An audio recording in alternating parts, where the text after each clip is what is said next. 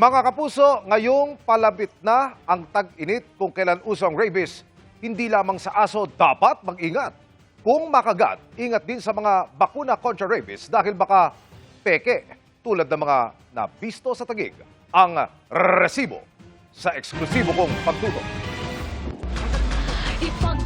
Sa loob ng halos isang taon, walang tigil na minanmanan ng resibo. National Bureau of Investigation, Dangerous Drugs Division at Food and Drug Administration ang isang reklamo na natanggap ng programa. May nagre-repack umano at nagbebenta ng mga hindi rehistradong anti-rabies vaccine sa isang bahay sa Taguig City. Ano nakababahala kung kayo ang tatanungin kapag ka ito'y naiturok na sa tao? Hindi na ito mabisa kung gagamitin sa tao. Aha. Maliban sa mislabeled ito, adulterated ito, it will pose a great or significant danger sa human health. March 19, sinalakay na ng mga otoridad at ng resibo ang target location para kumpirmahin ang iligal na pagawaan. NBI!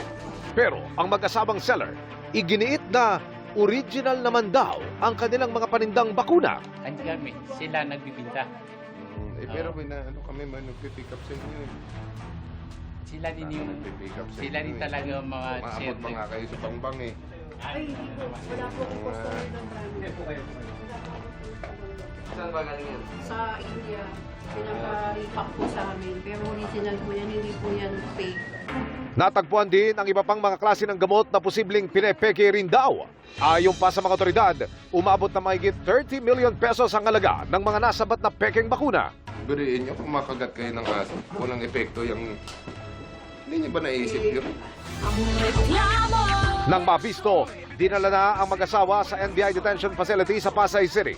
Nakakarap sila sa mga kasong paglabag sa RA 9711 o the Food and Drug Administration Act of 2009 at sa RA 8203 o yung Special Law on Counterfeit Drugs. Ang buong ulat, abangan sa resibo sa susunod na linggo.